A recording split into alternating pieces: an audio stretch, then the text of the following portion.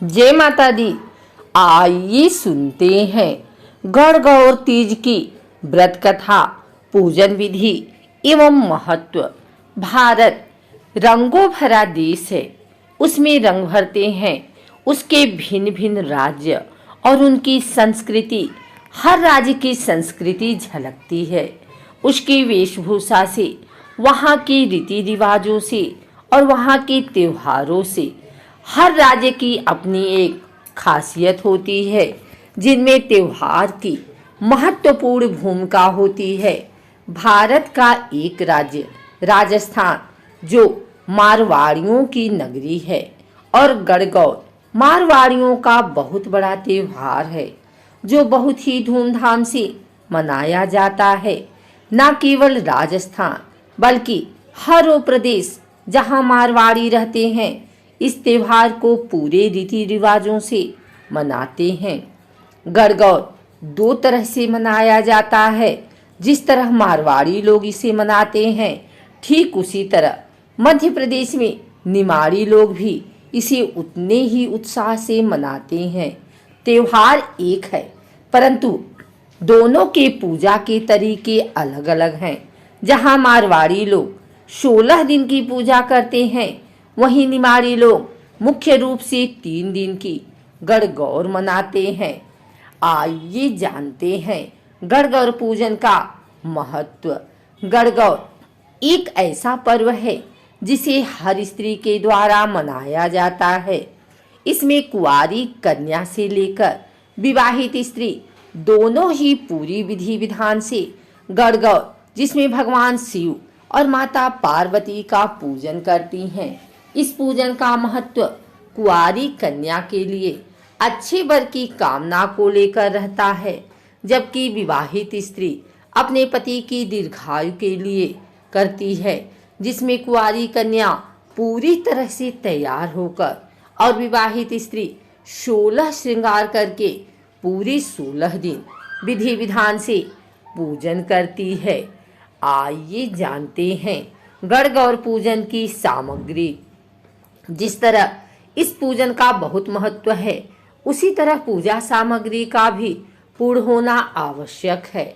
लकड़ी की चौकी, तांबे का कलश, काली मिट्टी, 2 मिट्टी के कुंडे या गमले, मिट्टी का दीपक, कुमकुम, चावल, हल्दी, मेहंदी, गुलाल, अबीर, काजल, घी, फूल, दूब, आम के पत्ते, पानी से भरा कलश, पान के पत्ते, नारियल, सुपारी, गणगौर के कपड़े, गेहूं, बांस की टोकनी, चुनरी का कपड़ा।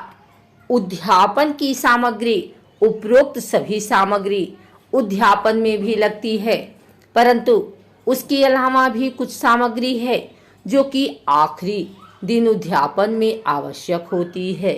सीरा या हलवा, पूड़ी, गेहूं, आटे के गुने फल, साड़ी, सुहाग या 16 श्रृंगार का सामान। गणगौर पूजन की विधि क्या है? मारवाड़ी स्त्रियां 16 दिन की गणगौर पूजती हैं, जिसमें मुख्य रूप से विवाहित कन्या शादी के बाद की पहली होली पर अपने माता पिता के घर या ससुराल में 16 दिन की गणगौर बिठाती है। यह गणगौर अकेली नहीं, जोड़े के साथ पूजी जाती है। अपने साथ अन्य 16 कुंवारी कन्याओं को भी पूजन के लिए पूजा की सुपारी देकर निमंत्रण देती हैं। 16 दिन गणगौर धूमधाम से मनाती हैं। अंत में उद्यापन कर गणगौर को विसर्जित कर देती हैं।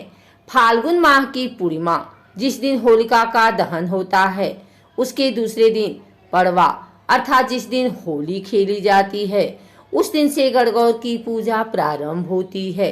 ऐसी स्त्री जिसके विवाह के बाद की प्रथम होली है, उनके घर गणगौर का पाटा चौकी लगाकर पूरी 16 दिन उन्हीं के घर गणगौर का पूजन किया जाता है। सर्वप्रथम चौकी लगाकर उस पर साथियां बनाकर पूजन किया जाता है, जिसके उपरांत पानी से भरा कलश, उस पर पान के 5 पत्ते, उस पर नारियल रखते हैं। ऐसा कलश चौकी के दाहिनी ओर रखते हैं। अब चौकी पर ₹1.25 या सुपारी गणेश जी स्वरूप रखकर पूजन करते हैं। फिर चौकी पर होली की राख या काली मिट्टी से 16 छोटी छोटी पिंडी बनाकर उसे चौकी पर रखा जाता है। उसके बाद पानी से छींटे देकर कुमकुम चावल से पूजा की जाती है। दीवार पर एक पेपर लगाकर कुंवारी कन्या 8-8 और विवाहित 16-16 टिक्की क्रमशः कुमकुम, हल्दी, मेहंदी, काजल की लगाती हैं। उसके बाद गणगौर के गीत गाए जाते हैं और पानी का कलश साथ रख हाथ में दूब लेकर जोड़े से 16 बार गणगौर के गीत के साथ पूजन करती हैं। तदुपरांत गणगौर कहानी गणेश जी की कहानी कहती हैं। उसके बाद पाटे के गीत गाकर उसे प्रणाम कर भगवान सूर्य नारायण को जल चढ़ाकर अर्घ देती हैं। ऐसी पूजन वैसे तो पूरे 16 दिन करते हैं, परंतु शुरू के 7 दिन ऐसे पूजन के बाद 7वें दिन शीतला सप्तमी के दिन सायंकाल में गाजे बाजे के साथ गणगौर भगवान व 2 मिट्टी के कुंडे कुमार के यहाँ से लाते हैं। अष्टमी से गणगौर की तीज तक हर सुबह बिजोरा जो कि फूलों का बनता है उसकी और जो 2 कुंडे हैं उसमें गेहूं डालकर ज्वारे बोए जाते हैं। गणगौर की जिसमें ईश्वर जी भगवान शिव, गणगौर माता, पार्वती माता के मालन माली ऐसी 2 जोड़े और एक विमल दास जी ऐसी कुल 5 प्रतिमाएं होती हैं। इन सभी का पूजन होता है प्रतिदिन और गणगौर की तीज को उद्यापन होता है और सभी चीज विसर्जित होती है। आइए सुनते हैं गणगौर माता की यह कथा। राजा का बोया जो चना, माली ने बोई दूब। राजा का जो चना बढ़ता जाए पर माली की दूब घटती जाए। एक दिन माली हरी हरी घास से कंबल ओढ़ के छुप गया। छोरियां आई दूब लेने, दूब तोड़कर ले जाने लगी तो उनका हार खोसे, उनका डोर खोसे।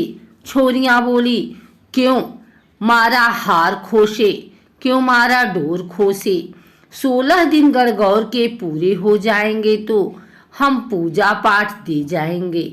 16 दिन पूरे हुए तो छोरियां आई पूजा पाठ देने।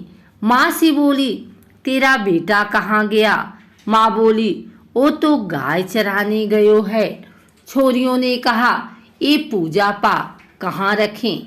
तो माँ ने कहा, ओबरी गली में रख दो। बेटो आयो गाय चराकर और माँ से बोलियो, माँ छोरियां आई थी। माँ बोली, आई थी। पूजा पा लाई थी? हाँ बेटा लाई थी। कहाँ रखा? ओबरी में। ओबरी ने 1 लात मारी, 2 लात मारी, ओबरी नहीं खुली। बेटे ने माँ को आवाज लगाई और बोलियो कि मामा ओबरी तो नहीं खुले तो पराई जाए कैसे ढाबेगा? माँ पराई जाए तो ढाब लूंगा पर ओबरी नहीं खुले। माँ आई, आँख में से काजल निकाला, मांग में से सिंदूर निकाला, चीटी आंगली में से मेहंदी निकाली और छींटो दियो। ओबरी खुल गई। उसमें ईश्वर गणगौर बैठे हैं। सारी चीजों से भंडार भरिया पड़िया है। हे गणगौर माता, जैसे माली के बेटे को टूटी वैसे सबको टूटना।